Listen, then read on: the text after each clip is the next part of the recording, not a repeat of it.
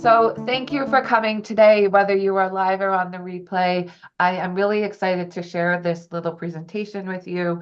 What I wanted to come of this was that I wanted us to close the year on a high with more information than feeling like we may not have made as much money as we wanted to or did something wrong.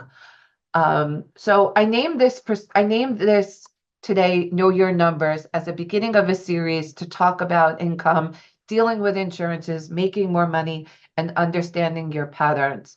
So who am I and why should you listen to me? I'm a mom of two young adults. I have a 20-year-old and an 18-year-old. I'm a powerful CEO who creates time and money freedom for others. I operate a boutique accounting firm that delivers stellar results. We are actively looking to work with clients who want to keep their money, not just make more money. There's various ways to reach me. We all have fun and we DM through, the apps. However, directly, you can always send me just a DM Profit. You can text me your information, and I also share my calendar link so that you have various ways to make sure to get in contact. Now, a lot of us are struggling on what to do with insurances. Should we accept insurance? Should we do private? Should we do this? Should we do that? Now, I've been hearing this a really long time, and there's so many different things to address here, and I just wanted to start from somewhere. What is the importance of numbers in a company decision making? Now, you're like, how does this reference, should I take insurance and my income? If we don't know our numbers, what we should do around insurance is going to become a lot harder. Insurances can change their rates till they're blue in the face. They could not reimburse us. However, if it's not working from us on so many levels, it really doesn't even matter the reimbursement level, because it could just be that it's not even your ideal client and you don't even deserve and you don't even enjoy working with that client. Now, working with a lot of mental health business owners, that's really what I constantly see. It's less about the insurance. It's more about who they want to work and the type of work that they want to do to be able to get the rates that they feel are worthy for them. Now, what is importance of numbers in company decision making? If you are here or you're on the replay, feel free to put in the chat and let me know what you think could be a factor in this. Now, you're seeing on my slides so that you do see the answer to this, but outside of reading them, if there's thoughts that are coming to you around this, I want you to tell me. Numbers reveal strengths and weaknesses, performance trends, and other intelligence for decision-making and problem solving. Now, numbers reveal strength, meaning if you multitask while you're doing your work, or if you have one payment plan for one client versus another, that's going to be a weakness.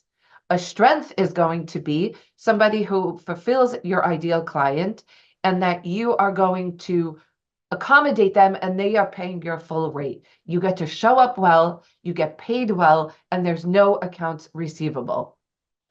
Performance trends is like, how is it doing? Did you put a raise in or increase your rates and it's not working? I have a client of mine where he didn't raise his rates in like 25 years. And he was so happy with how much he was making, but in 25 years, he still didn't make any raise. So because he was still profitable, he felt like everything was okay. But when he wanted to grow, he was like, where is it going to come from? Other intelligence for decision making and problem solving. Now, decision making becomes really the big thing as an entrepreneur. What you should do next, what you should do, why you should do it, and how you should do it. Really, really problem solving. Now, a different client of ours, when she came on, her biggest problem was payroll. It really would keep her up at night. Really, once we looked at her issues with payroll, it was the spreadsheet that she was working from just had formulas that were so off that her numbers were really just not even on par because they were not calculated properly. She was saving money. So she couldn't problem solve really what the gap was when she was budgeting correctly. So all of these things come into factors on really the setup that will support your profit and you getting paid well as the business owner. The historical data is a valuable report card. Let's read that again. For overall business performance, it's like a report card for your business on how we're doing. Now, a lot of us take it to heart that we think that if we didn't make as much money, it's a reflection on us. But the business is separate from us. And it's a matter of how well we're listening to what our clients want and need. Hence, knowing your numbers on really what's working. Knowing our own patterns is really the name of the game of money freedom and money profit. It's not necessarily a matter of getting more money from the insurances. You can be already doing things that are working and that you don't need to work harder. It's more about intention. It's important for owners and shareholders and investors and bankers and all of this to really know this so that you can move your business forward. I'm actually going to tell you a different story. A client of mine years ago, a legacy client, when he came on, he had a whole bunch of retail stores and we were engaging together. It was around the real estate field.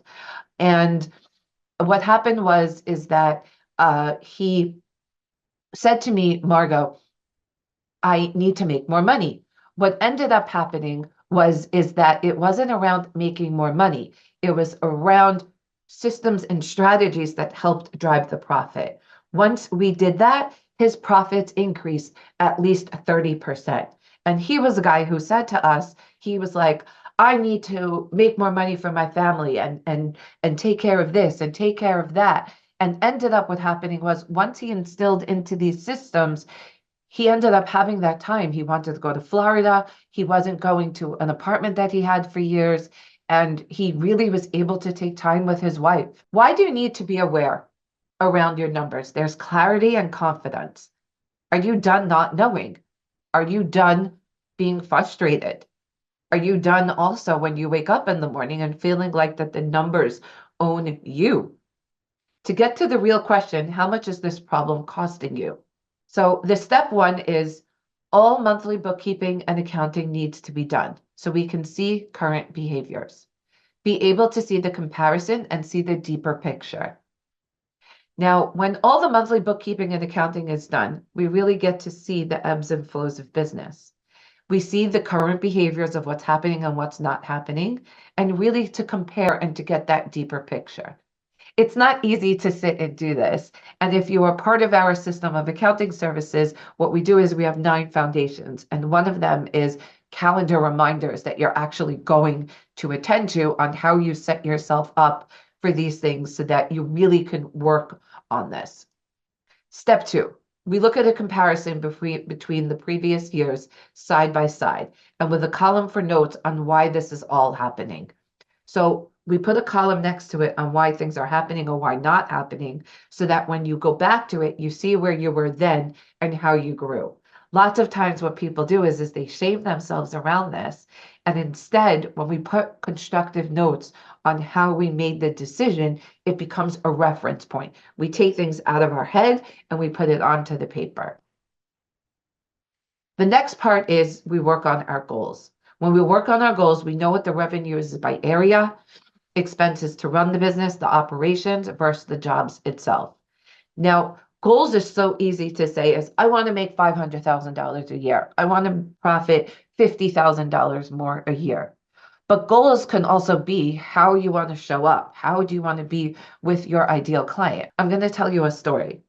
For the past few years, I noticed how a lot of clients are involved in the doing of the apps and the posting and the transactions, but they're not really working on the business and the beliefs and the patterns.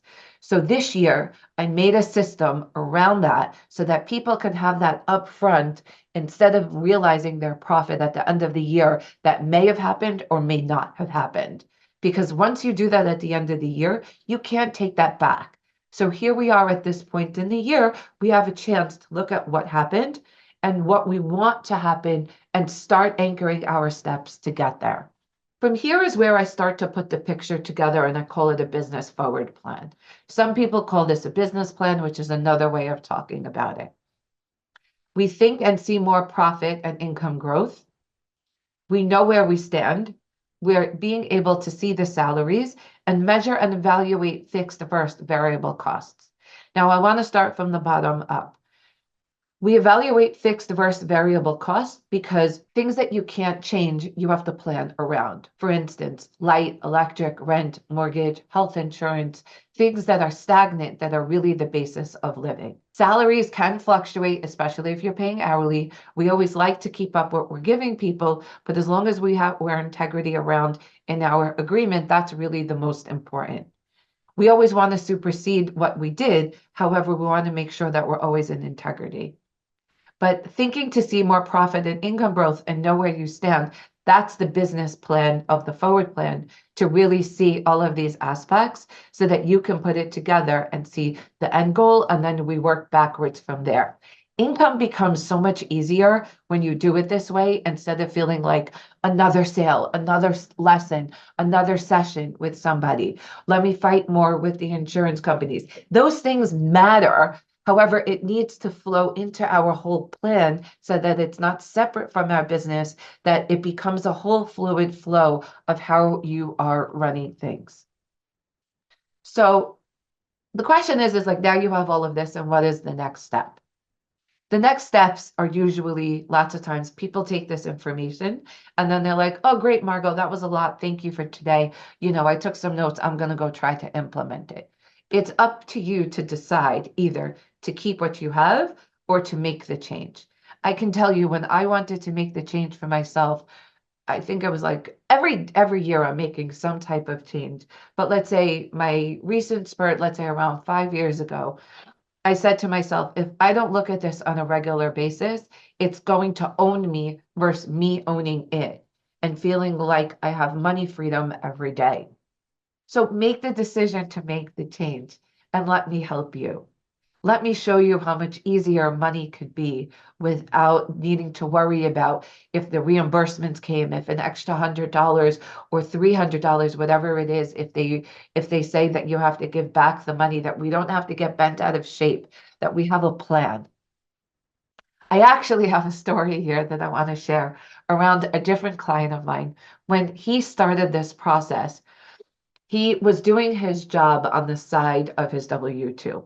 And I get goosebumps thinking about this story, because when he told me, I was like, wow. His company, the bonus structure changed, and he didn't even flinch.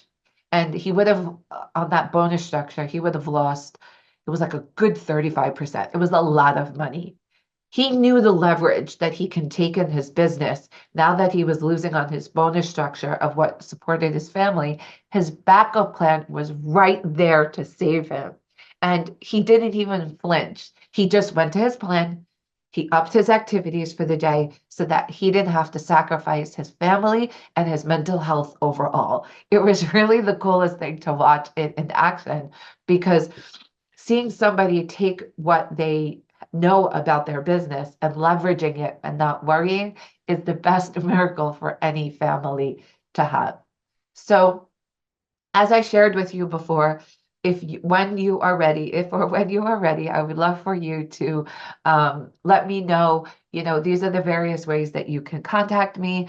And even if you want to just talk and say hello, and you're listening to this, respond and let me know your feedback. Was this helpful? Is there something specific that you want to see? There's a series of different things that I want to share around this topic, but knowing your numbers is the first step. Going back to the business forward plan, where it comes together, think about that a little bit, of where to see more profit and income growth, but also see it that when you wake up every day, that you have a thirst and a love for this, because there's nothing worse than waking up to a business that you don't like and that you dread. Here I am on a Sunday recording this because I love what I do. I love serving my mental health business owners, and I wanted you to close the year and have, for the beginning of the year, a way to have information to support you in every way. So any questions, as always, let me know. I hope you enjoyed today, and I look forward to talking to you more.